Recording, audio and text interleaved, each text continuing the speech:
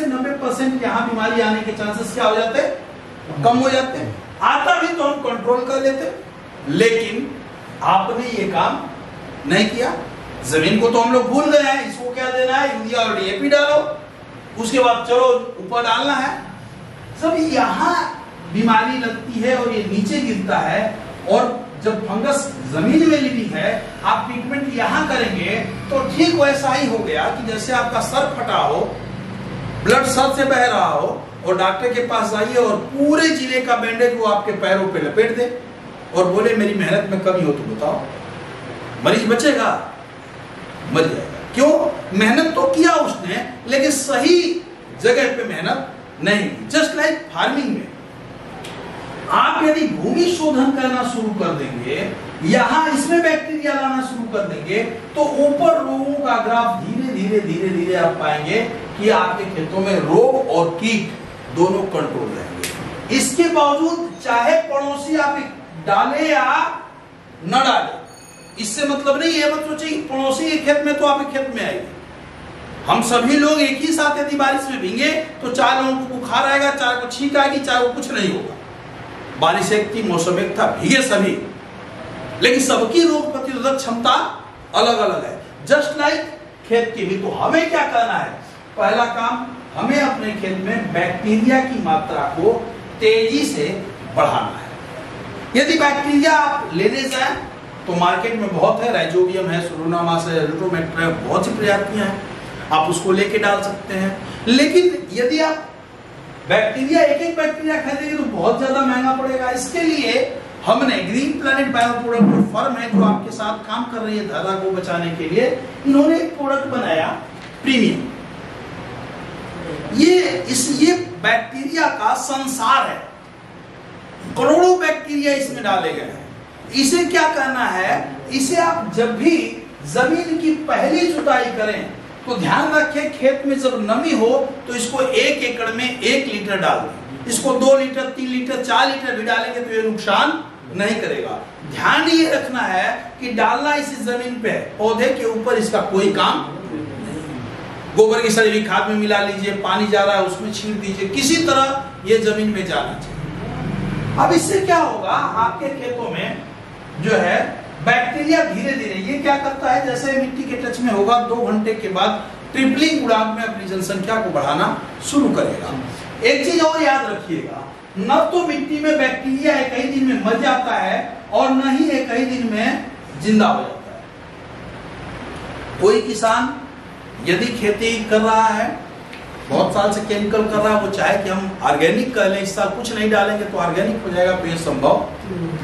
आपके खेत में पड़ा हुआ है जहर, वो आपके उसके मॉलिक्यूल 4 साल तक 3 साल तक आएंगे आपके भोजन में, ठीक है ना। ऑर्गेनिक करने का मतलब क्या है? ऑर्गेनिक को लेकर के, जैविक खेती को लेकर के भारत में एक बहुत बड़ा भ्रम है। भ्रम इस तरीके का कि जैविक खेती के मतलब कि अपने खेत में ना यूरिया डालिए, ना डाई डालिए, गोबर डालिए और खेती करिए। उससे क्या हो रहा है, जो मेरा अनुभव है, मैं अपना शेयर कर रहा हूं, उससे किसान 1-2 साल करता है, उत्पादन आधे से कम हो जाती है, और तीसरे साल हाथ जोड़ लेता है और फिर दबा के जहर डालता है। और उसके यहाँ यदि गलती से समझाने चले गए ऑर्गेनिक खेती, कहेगा प्रभु हाथ जोड़ रहा हूं, आप जाओ, मेरे बस की बात नहीं। गलती उसकी नहीं थी, गलती ये थी, पंजाब में एक बात कहते हैं, वो एक शब्द ने सीखा, पंजाब किसानों की मीटिंग कर रहा था, तो उन्होंने कहा कि हमारे यहाँ खराबी जिसने की है ना, वो साहब अधपढ़ों ने की है। तो भैया अनपढ़ तो समझ में आता है, पढ़ा लिखा समझ में आता है, अधपढ़ कौन होते हैं? तो उन्होंने कहा देखिए, अनपढ़ मतलब बिल्कुल पढ़ा लिखा नहीं, तो वो क्या है, वो देख के कर लेगा, पूछ के कर लेगा, सीख लेगा, भैया चाचा दादा बताओ कैसे करना है, तो वो तो जानता है, मुझे कुछ नहीं पता है, पूछ के करना है। पढ़ा लिखा वो भी कर लेगा, वो अपना पढ़ लेगा, जान लेगा, समझ लेगा, वो अपने ज्ञान से कर लेगा।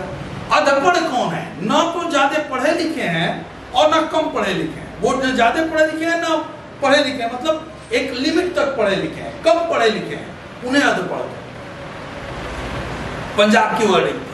तो इसको खराब कैसे कर दिया, जब आपने बता दिया किसान को कि भैया बिना जहर के खेती करोगे तब वो ऑर्गेनिक होगी। मैं सहमत हूँ, लेकिन जहर छोड़ने में भी तो 3 से 5 साल लगेगा। क्यों? क्योंकि आपके खेत का पीएच क्या है, पता नहीं है। CN क्या है, पता नहीं है। जैविक मात्रा कितनी है, पता नहीं है। कैसे किया जा सकता है? जिस किसान को, जिस आदमी को 40 साल तक दारू की हट लगी हो, सुबह उठते ही लेता हो, किसी बाबा का सत्संग सुना के एकदम से छोड़ेंगे तो बीमार हो जाएगा, उसे दिक्कत हो जाएगी उसे। तो अभी आपको जैविक खेती करने का मतलब क्या है कि आप खेती को उस तरीके से करिए, आपके द्वारा उगाया गया हर वो अनाज जैविक है जिसके प्रयोगशाला में जब हम जांचे हैं तो इंसानों के खाने के लिए जो अनाज आपने पैदा किया उसमें हार्मफुल इफेक्ट उसके न जाए पेस्टिसाइड के, वो जैविक है। सही है कि नहीं है? तो इस चक्कर में कभी मत पड़िएगा कि जैविक का मतलब एकदम सब कुछ बंद, नहीं। हम जैविक खेती, हम ऑर्गेनिक की तरफ बढ़ेंगे। कैसे? पहले साल 30% रासायनिक फर्टिलाइजर की मात्रा को कम करें। केवल रासायनिक फर्टिलाइजर ही नहीं, पेस्टिसाइड की मात्रा को भी अपने जमीन में कम करना है। पेस्टिसाइड में भी 3-4 रंग आते हैं, एक पे लाल लगा होता है, एक पे पीला लगा होता है, एक पे ब्लू लगा होता है और एक पे हरा लगा होता है। हरा वाला जब आप स्प्रे करेंगे तो वो सबसे सही है। उसके जो रेसिड्यू हैं वो कुछ ही दिन तक रहते हैं। बनाया गया है कि उसे पहले डालिए। आप क्या कहते हैं, आप दुकान पे जाते हैं और कहते हैं भैया तगड़ा वाला दे दो, एक बार मारे सब मर जाए। वो ललके उठा के दे देता है, लो मारो। और जब मार लेते हैं तो समझे में नहीं आता है क्या करें, तो 3-4 मिलाते हैं। तो ऐसे भ्रम में मत पड़िए। दूसरी चीज, आपको इसमें ऑर्गेनिक चीजों को बढ़ाना है। दूसरा, बैक्टीरिया डाला। तीसरा, जब अंतिम जुताई करें खेत की तो फंगस की हमारी मिट्टी में है और फंगस का सबसे अच्छा मौसम होता है कि जब आपकी फसल प्रेगनेंसी स्टेज पे जाए, फूल की कंडीशन में जाए, गर्भावस्था में जाए, तब यदि कभी भी मौसम बदल जाए, यानी धूप थी, हल्की बारिश हो गई, फिर धूप हो गया, यानी वातावरण में नमी आ गई, तुरंत देखेंगे आपके खेत में फंगस फैलना शुरू हो गया और किसान टंकी लेके दवा स्प्रे करना शुरू कर देगा।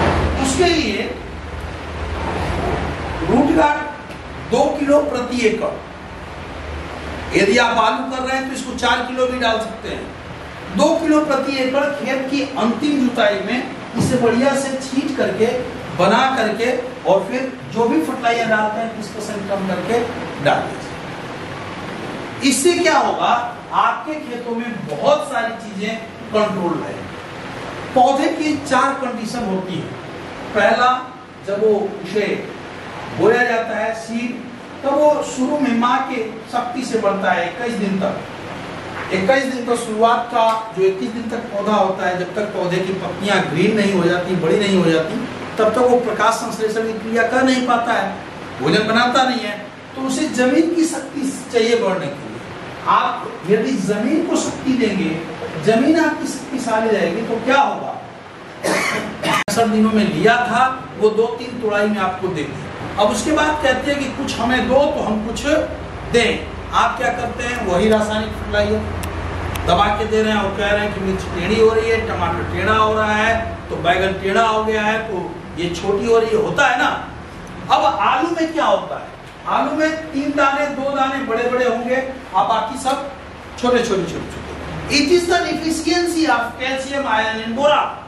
ये कैल्शियम, आयरन और बोरान की कमी है जिसे आप समझ नहीं पा रहे। इससे मतलब नहीं है कि आप अपने खेतों में कैल्शियम, आयरन और बोरान जैसे सूक्ष्म पोषक तत्व और अति सूक्ष्म पोषक तत्व बहुत ज्यादा में डाल दिए हैं। मतलब इससे है कि भैया डाले तो बहुत हैं, लेकिन आपके पौधे को लग कितना रहा है, आपका पौधा ले कितना रहा है। जैसे आपने देखा होगा, आपके यहाँ भी 2 तरह के लोग हैं। एक व्यक्ति को हम खूब घी पिलाते हैं लेकिन वो मोटा नहीं होता है, तो हम उसकी जांच कराते हैं, इसकी लीवर सही तरह खिला तो खूब रहे लेकिन लग नहीं रहा। और दूसरा थोड़ा भी खाता है तो वो बढ़िया होता है क्योंकि उसका लीवर काम कर रहा होता है। पीएच जो खेत में होता है वो सेम काम खेत का लीवर ही समझिए। ये एग्जांपल दे रहा हूं आपको समझने के। पीएच यदि आपके खेत का 6.5 से 7.5 हो, यानी ये मानिए 6 से 8 हो, तो कोई दिक्कत होने वाली नहीं है। कुछ भी डालेंगे, थोड़ा भी डालेंगे तो पौधों को बहुत अच्छी तरीके से लगेगा। लेकिन यही पीएच 10 हो, 11 हो, 12 हो, तो पता चलेगा कि डाल तो बहुत कुछ रहे हैं, अब लग कुछ नहीं रहा, हो नहीं रहा है। बहुत किसान परेशान रहते हैं, साहब वो 2 कट्टे में फसल देखिए आप 20 कट्टा डाल दें। तो मेजर प्रॉब्लम क्या है, ये सही नहीं। ये सही कहां से होगा, बढ़ा हुआ है तो जिप्सम का प्रयोग करना पड़ेगा, बैक्टीरिया डालनी पड़ेगी आपको, और अधिकांशतः खेतों का पीएच बढ़ा हुआ मिलेगा, घटा हुआ तो शायद किसी का मिले, बढ़ा हुआ ही मिलेगा। तो इस तरीके से जब आपके खेत में प्लांट प्रेगनेंसी में जाएगा तो उसमें सूक्ष्म और अति सूक्ष्म पोषक तत्वों की जरूरत पड़ेगी जो अवेलेबल है हमारे ब्लूम में। इसमें 13 पोषक तत्व हैं, वो जो आपके फल फूल के लिए चाहिए। जो चीजें ऊपर से तोड़ी जाते हैं, 2-3 तोड़ाई के बाद 1-1 लीटर तो नीचे पिला दीजिए ताकि उसको ताकत जाए। अभी मैं आपसे बात कर रहा था ना, ताकत जाए तो वो ऊपर से आपको दें। यदि आलू वगैरह बो रहे हैं तो उस समय डालने का 2 तरीका है। आलू में ये पड़ेगा डबल डोज, यानी 2 से 2.5 लीटर 3 लीटर तक डाल सकते हैं। या तो बुआई करते समय गोबर के खेत में खाद में मिला करके गोबरी खाद में छिट्टा दे दीजिए, उसमें चला जाए। या जब कंद बननी शुरू हो तो जब पानी आप डालते हैं बड़े से 200-300 लीटर पानी में घोल करके इसको छोड़ दीजिए, नल खोल दीजिए और ये खेतों में जाता है। क्योंकि वो कंद है, स्प्रे का लाभ नहीं मिलेगा उतना जितना आपको नीचे उसका मिलेगा, जमीन में जाएगा तो उसका लाभ मिलेगा।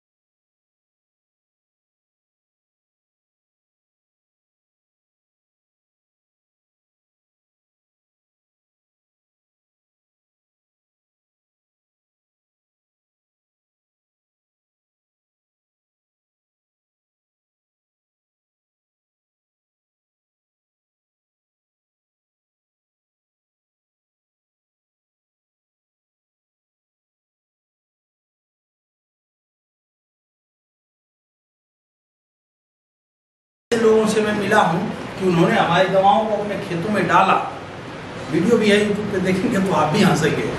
चाचा और भतीजा घर के अगल बगल है, उसका भतीजा 2 सालों से दवा यूज कर रहा है, पता किसी को नहीं रहा। घर में लाना है, इस दवा का पहले ये फाड़ना है, फिर इसका ये वाला फाड़ना है, ये वाला, और फिर खेत में यूज करना है।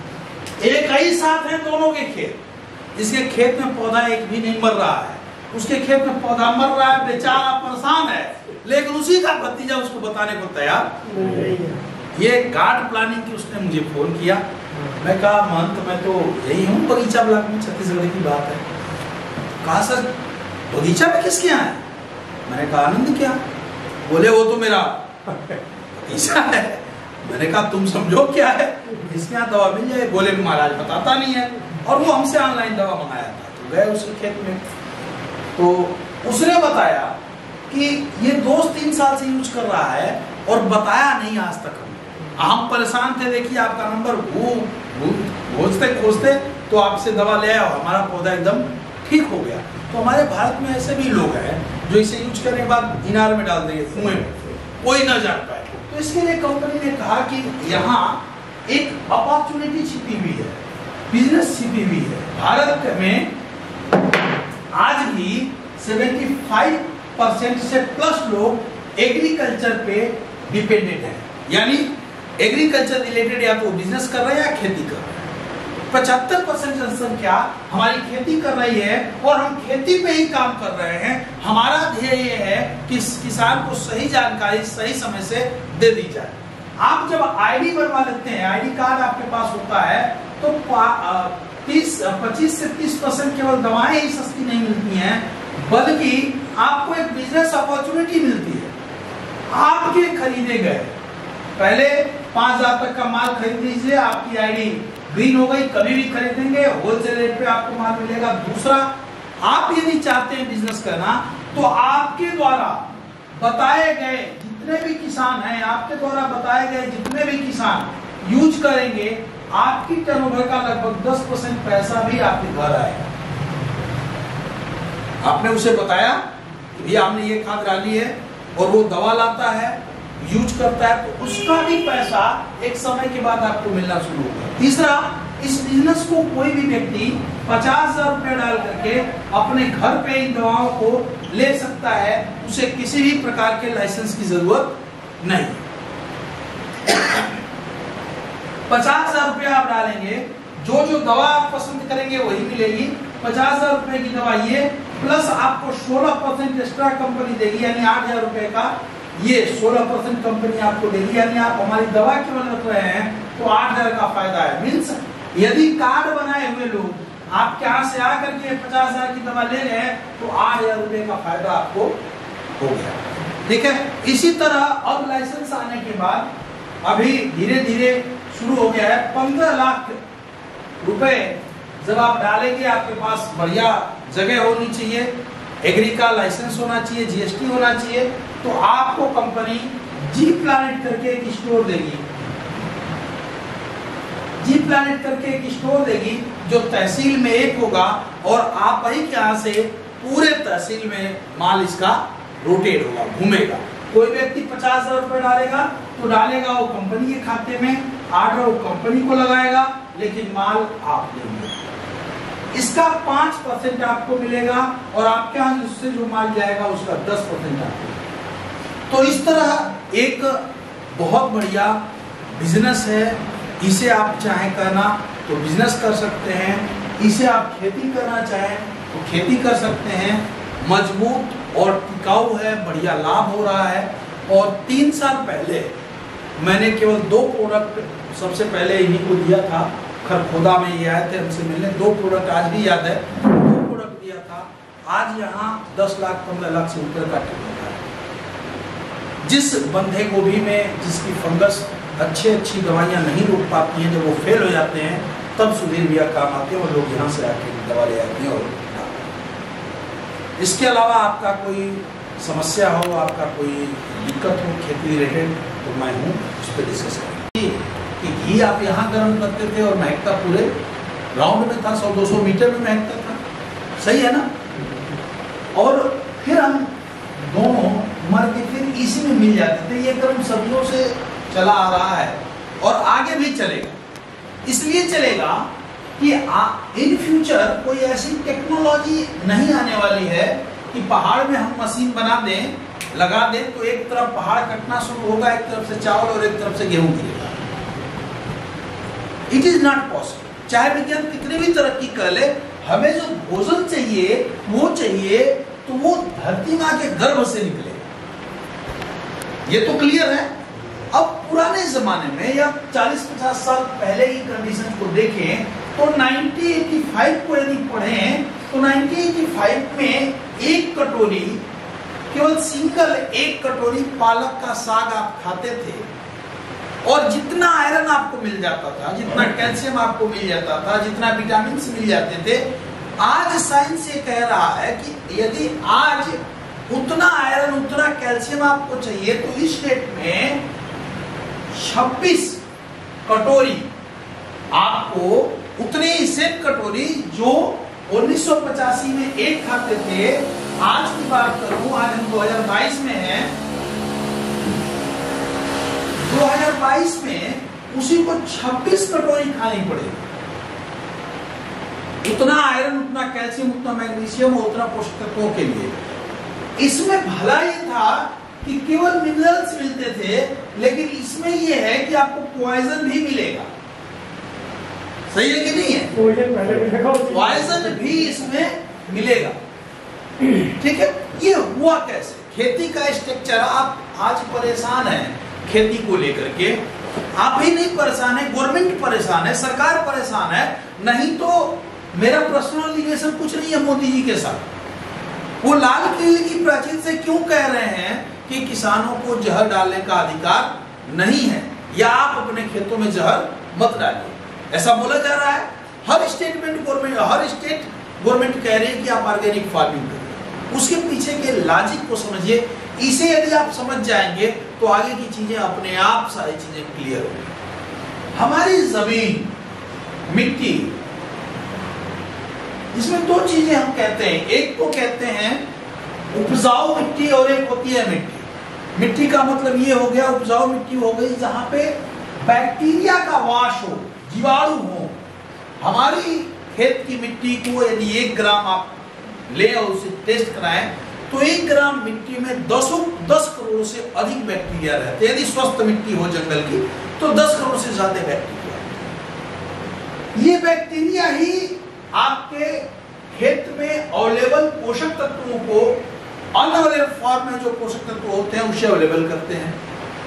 पत्ता गिर गया आपके खेत में, उसे सड़ाने गलाने का काम। पहले पशु जब खेतों में चलते थे, गोबर कर दिए तो आपने देखा था कि गोबरौला होता था, वो बड़े बड़े टुकड़े बनाता था, गोल करके ढला के लेके जाता था इधर उधर, 2 दिन में गोबर खत्म हो जाता था। आज जो आपका पशु गोबर करेगा खेत में तो वो उपला बन जाएगा। कारण क्या है कि हमने जाने में इन बैक्टीरिया जो हमारे मित्र कीट होते थे, हमने उनका सत्यानाश कर दिया। अब इन मित्र कीटों में भी 2 तरह के मित्र कीट होते थे। एक का काम था पौधे के लिए भोजन बनाने में सहायता करना। दूसरा का काम था कि जब कोई शत्रु कीट पौधे पे अंडे दे देता था, इसे जब महक आती थी तो ये यहां से चढ़ के जाता था और इन अंडों को खा लेता था। क्लियर? आज देखिए, आज से 40 साल पहले, 50 साल पहले, 30 साल पहले हम कौन सी सब्जी नहीं उगाते थे? सब्जी तो सब उगाते थे, बैगन, भिंडी, गोभी सब। और मजेदार बात यह है कि उस समय यदि हमारे खेत में कीट लगते थे तो हम राख डाल के उस कीट को कंट्रोल कर लेते थे और वो हो भी जाता था। कैसे? अब इस पे बात करें। पहले तो उन कीटों के बारे में समझिए जो हमारे मित्र कीट हैं और जिन्हें हम देख पाते हैं, जैसे केंचुआ, गोबरौला, गंडासे, झिंगुर। केंचुआ आप जानते हैं? एक केंचुआ अपनी लाइफ में लगभग, जो मैंने पढ़ा है, 35,000 किलोमीटर चलता है। 35,000 किलोमीटर। यदि नई बाइक आपको दे दी जाए और फील्ड का काम नहीं है तो 5 साल लग जाएगा 35,000 चलाने। 35,000 किलोमीटर। करता क्या है ये up and down up and down up and down up and down up and down करता है। जब अप एंड डाउन करता है तो आप कहते हैं कि केंचुआ मिट्टी खाता है, मिट्टी लैट्रिन करता है। ऐसा संभव नहीं है। वो जाता है iron, boron, calcium, chloride, magnesium जैसे पोषक तत्वों को ले आता है और उनको रेडी टू ईट फॉर्म में, जैसे आपको भूख लगी हो, एक तरफ आपको धान रख दिया जाए और दूसरी तरफ पका पकाया भात रख दिया जाए तो निश्चित रूप से आप भात खाएंगे। उसी तरह ये पौधों के लिए रेडी टू ईट फॉर्म में ला करके रख देता था। इसका दूसरा एग्जांपल है, मैं उदाहरण के लिए बताऊं कि आप क्या करिएगा कि केंचुए की लैट्रिन हाथ में रखिएगा और थोड़ा सा उसी उतना बराबर ही मिट्टी का ढेला अपने हाथ पे रखिएगा, दोनों को समान पानी दीजिएगा, आप देखेंगे कि ये बहुत जल्दी से गल जाएगा। महसूस किया हुआ है, देखा होगा, बहुत तेजी से डिसॉल्व हो जाता है। रेडी टू ईट फॉर्म में रखता था। कारण क्या होता था रेडी टू ईट फॉर्म में रखने के कि कोई भी सीड आप बोएंगे तो आप देखेंगे कि हमने मान लीजिए कोई सीड बोया तो ये पहले नीचे बढ़ता है, ऐसा नहीं कि पहले ऊपर बढ़ेगा। देखा है कि नहीं देखा है? इस बात को गौर किया होगा आपने कि पहले नीचे बढ़ता है, नीचे बढ़ेगा फिर ऊपर बढ़ेगा। तो जब ये केंचुआ क्या करता है, जब ये ऊपर रख देता था तो हमारी जो जुताई होती थी 4 से 6 इंच हम खेत को जोतते थे और ये पूरे ऊपरी सतह पे रह गया। ये पूरा भाग जो था वो ऊपरी सतह पे होता था। ऊपरी सतह पे रहने से फायदा ये होता था कि जब भी आप बीज डालते थे, जब भी आप सीड डालते थे तो सीड की जो रूट्स हैं, प्राइमरी रूट्स जब इसमें से निकलती थी तो इन्हें जो भोजन चाहिए था वो पका पकाया भोजन आपके खेत में अवेलेबल होता था और पौधा बढ़िया से ग्रोथ करता था। घासें कहीं कहीं होती, घास मारने की जरूरत नहीं पड़ती। कारण क्या था? हमारे खेत में बैक्टीरिया थे। बैक्टीरिया क्या किए, इनको भोजन बना के पहले ही आपके खेत में रख दिए। दूसरी चीज है, आपने जब अपने खेत में कोई भी फसल थी उसकी निराई गुड़ाई करते थे और चीजें जो गिर जाती थी उन्हें डिजॉल्व कर देते थे, वो उसे डिकम्पोज कर देते थे वो। तो उससे क्या होता था कि आपका खेत एक तो बढ़िया रहता था, दूसरा बैक्टीरिया अपनी संख्या को भी बढ़ाता था और तीसरा ये कि आपके आने वाली पीढ़ी के लिए भोजन छोड़ दिया जाता था, रख के जाता था, ऊपर कर दिया था। आज के समय में क्या हुआ, जब हमने अपने अनाज के उत्पादन को बढ़ाने के लिए रासायनिक फर्टिलाइजर और पेस्टिसाइड का जब प्रयोग किया तो उससे हुआ क्या कि ये जो हमारे मित्र कीट थे, केंचुआ को एक केवल मित्र कीट के बारे में बताया, गुबरौला जो आपको नहीं दिखता है, झिंगुर जो नहीं दिखता है, गंडासे अब नहीं दिख रहे हैं, ये होते थे। तो ये क्या हुआ, जब रासायनिक फर्टिलाइजर की अधिक मात्रा अपने खेतों में डाले तो ये मर गए। रासायनिक फर्टिलाइजर में जैसे आप नाइट्रोजन को यूज करने के लिए यूरिया डालते हैं, रासायनिक फर्टिलाइजर बुरे नहीं है, पहले तो इसे हमें समझना होगा। बुरा क्या है, किसी भी चीज का ओवरडोज बुरा है। घी यदि आपको 1-1 चम्मच खिलाया जाए तो बहुत फायदा करेगा, लेकिन आप हमारे यहाँ आ जाइए और मैं कहूँ कि भाई साहब आप तो बहुत दूर से आए हैं, आपको तो 25 किलो घी पिलाऊंगा। मेरा मोटो आपकी हत्या करना थोड़ी है, मेरा मोटो करना आपको मानना नहीं, मेरा मोटो था आपका सत्कार करना, सम्मान करना, आदर करना कि भाई सुधीर जी क्या गया था, बहुत खिलाया पिलाया, सम्मान किया, तो मैं भी 25 किलो घी पिला दूं। लेकिन होगा क्या, आदमी को तो हॉस्पिटल जाना पड़ेगा, आउट गोइंग उसकी रुकेगी नहीं, ले जाना पड़ेगा ना, जान भी जा सकती है। जस्ट लाइक हमारे फार्मर्स के साथ यही हो रहा है। हरियाणा में मैं ऐसे ऐसे किसानों के साथ मिला हूं जो 1 एकड़ में 7 कट्टे 8 कट्टे डालते रासायनिक। अभी हम गए थे जो है खरगोन, वहां एक किसान 1 एकड़ में 28 बोरी रासायनिक फर्टिलाइजर डाला था। 28 बोरी रासायनिक, जो मेरे फेसबुक पे होंगे वो देखे होंगे, मैंने उसको खेत में ही ऐसे नमन किया। 28 बोरी डालने के बाद भी जब उसका खेत नहीं चला तो मुझसे कांटेक्ट किया गया और जब मैं उसको दवाइयां बताया तो पौधा थोड़ा सुधरा, जो ग्रोथ होनी चाहिए थी वो नहीं मिली। तो मुझे पता चला कि सर पौधा तो सुधरा है लेकिन जितनी स्पीड होनी चाहिए वो नहीं है। तो गए खेत देखने तो कहा कुछ नहीं, 25 पहले डाले थे, 3 अभी डाले हैं, देखिए। मैंने प्रणाम किया कि आप जैसे लोगों को तो दूर से नमन। फिर मैंने उसको बताया ये चीजें डालो। किसान खर्च करने से नहीं डर रहा है, किसान उत्पादन चाहिए, लेकिन वो सीखने को तैयार नहीं है। इसे बुरा ना मानिए, हर किसान गांव में जो किसान 3 साल 4 साल खेती कर रहा है, 4 केमिकल का नाम जान गया, वो समझता है कि हमसे ज्यादा वैज्ञानिक इस दुनिया में कोई नहीं है, हम जानते हैं और कोई नहीं जानता है। होता है कि नहीं होता है? हर जगह कंडीशन ये है। जबकि मैं आपको सही बताऊं तो सबसे ज्यादा कहीं यदि सीखने की जरूरत है तो वो है एग्रीकल्चर। बहुत ज्यादा जरूरी है सीखना। हमारे किसान क्या जानते हैं? यदि हमारे पटीदार हैं 2 कट्टा ही डालेंगे तो हम 4 कट्टे डालेंगे, इनसे कम तो नहीं है। चाहिए ना, हाँ, इनसे ज्यादा पढ़ना चाहिए। ऐसे ऐसे किसानों से मिला हूं जो कहते हैं भैया 50,000 एक एकड़ में लग जाए, लगा दीजिए, गांव में 1 नंबर फसल होनी चाहिए, बस। कितने का निकलेगा वो तो बात की बात है, फसल 1 नंबर की होनी चाहिए। हम किस तरफ बढ़ रहे हैं? ये आपके लिए, आपके स्वास्थ्य के लिए, हमारी धरती के स्वास्थ्य के लिए ठीक नहीं है। सौभाग्यशाली हम और आप हैं कि हमारे पूर्वजों ने एक ऐसी जमीन दी है जहां हम अनाज डालते हैं तो अनाज होता है। लेकिन यही हालात तो आने वाले भविष्य में हम अपने बच्चों को क्या देके जाएंगे? आप अपने बच्चों को जो धारा छोड़ के जाएंगे, वो जब उसको जोतेंगे और बोएंगे तो उसमें कुछ होने वाला नहीं। इसके लिए जो मित्र कीट हमारे जो है वो मर गए। रासायनिक फर्टिलाइजर पूरे नहीं है, उनकी सही मात्रा आप यूज करें तो। हम क्या है, रासायनिक फर्टिलाइजर पे डिपेंडेंट हैं, केवल वही डालना है, सही है ना, केवल वही डालना है। और सरकार इस पे प्रयोजन कर रही है, धीरे धीरे रासायनिक फर्टिलाइजर से आपको दूर ले जा रही है, क्योंकि उन्हें भी पता है कि हमारे खेत काफी तेजी से खराब हो रहे हैं। दूसरी चीज, रासायनिक फर्टिलाइजर से ज्यादा यदि आपके खेतों को किसी ने खराब किया है तो वह है पेस्टिसाइड। मॉडर्न कंपनियां जो आई हैं काम करने, भारत का व्यापार, भारत का बाजार दूसरी कंपनियों के लिए खोला गया, तो उन्होंने यहाँ के किसानों के लिए एक चीज बताई कि भैया खेती में बीज डालो, पौधा थोड़ा सा बड़ा हुआ और एक स्प्रे शेड्यूल आपके हाथ में आ जाएगा। 4 दिन का हुआ तो ये 6 दवाइयां मारो, 8 दिन का हुआ तो ये फिर 12 दवाइयां मारो, फिर 12 दिन का हो गया तो ये 4 दवाइयां मारो। मारते हैं ना आप? जो ये स्प्रे कर रहे हैं, जो जहर स्प्रे कर रहे हैं, उससे क्या हो रहा है?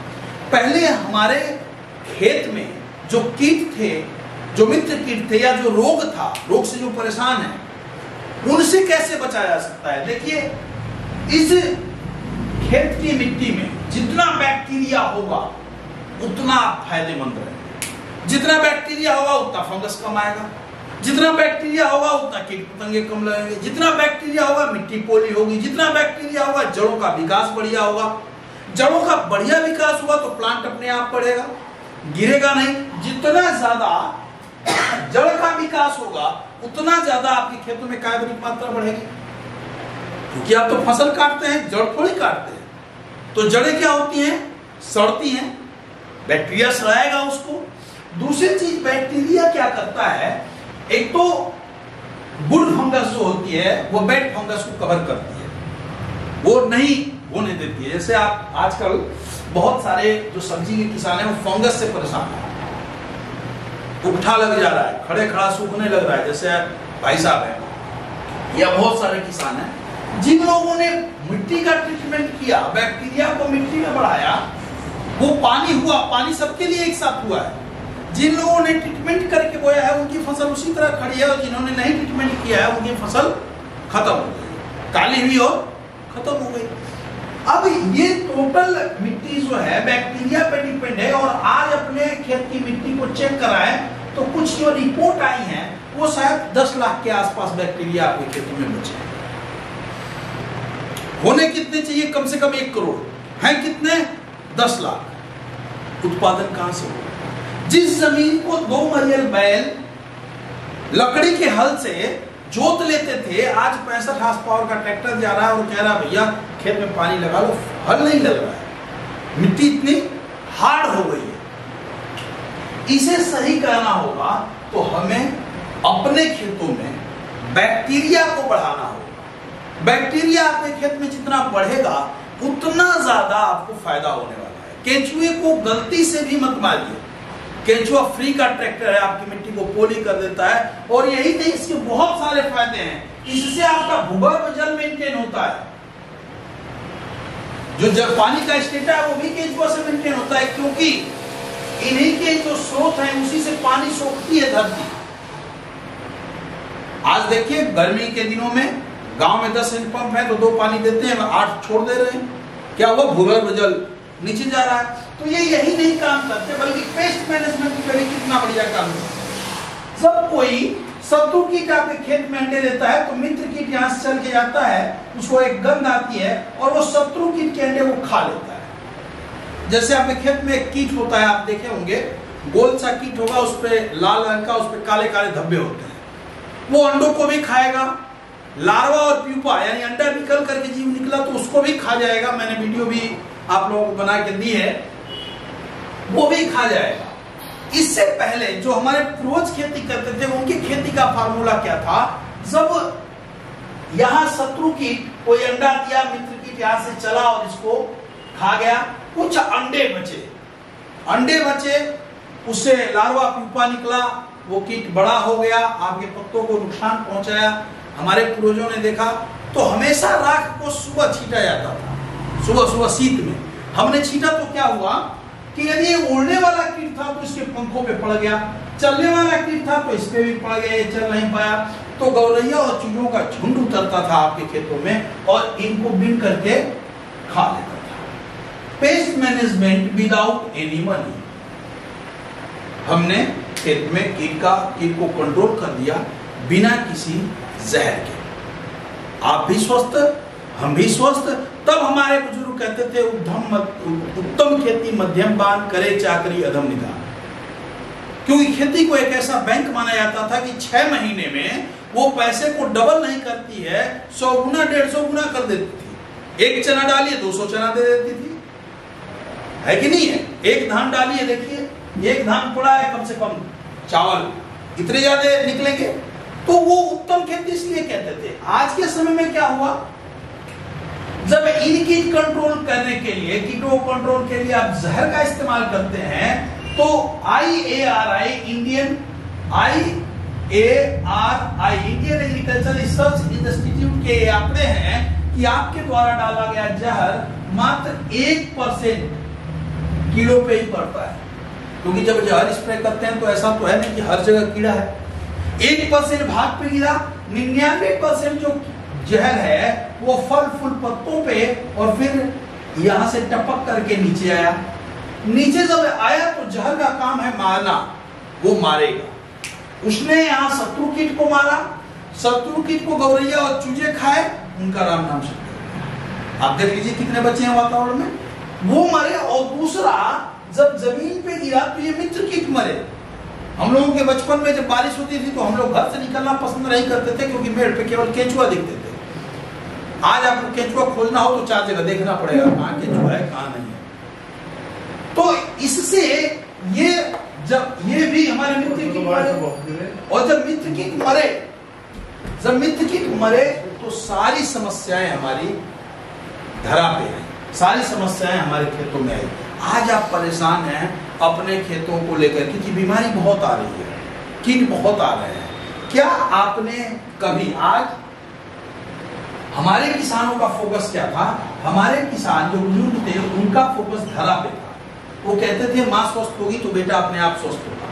हमारे आज के किसानों का जो फोकस है वो प्लांट पे है, धरा से कोई मतलब नहीं। इसे देने के लिए 4 कट्टे यूरिया, 4 कट्टे DAP।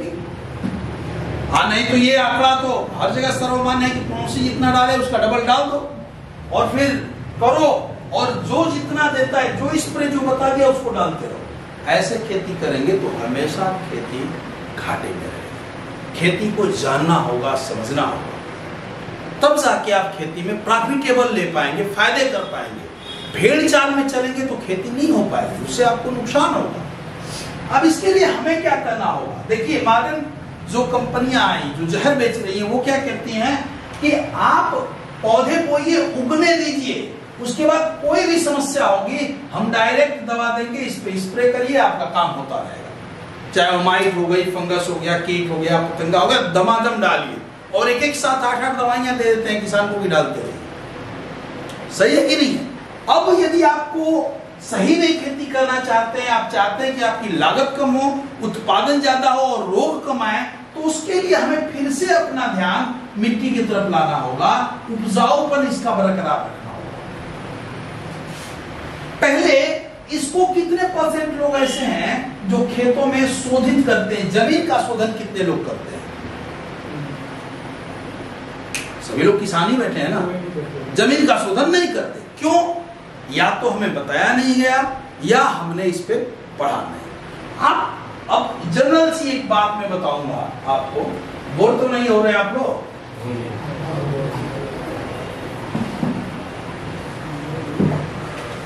जैसे ये जमीन है, आपने कोई पौधा लगाया, कोई प्लांट लगाया, इस पे एक फंगस आ गई, ये प्लांट ये पीला होगा तो ये कहां जाएगा? ऊपर जाएगा या नीचे आएगा? नीचे आया। यदि इस पे फंगस थी तो ये फंगस कहां आ गई? जमीन में। जमीन में तो लिविंग है फंगस। क्या आपने जमीन में फंगस का ट्रीटमेंट किया? नहीं किया।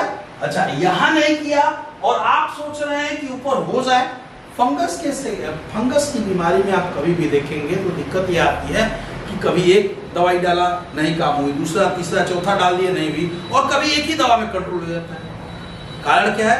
फंगस अलग अलग है। जैसे फाइटोपिथोरा है, फाइटोपिथोरा का अटैक हुआ है और आपने फाइटोपिथोरा को कंट्रोल करने वाली दवा डाल दी, तब तो तुरंत जाम हो गया, रुक गया। लेकिन यदि दवा उसको कंट्रोल करने वाली नहीं मिली तो बदल के डालते रहिए, जब तक नहीं मिलेगी पता चला आपका खेत खत्म। दूसरी चीज, आपकी मेन बीमारी की जड़ कहां है?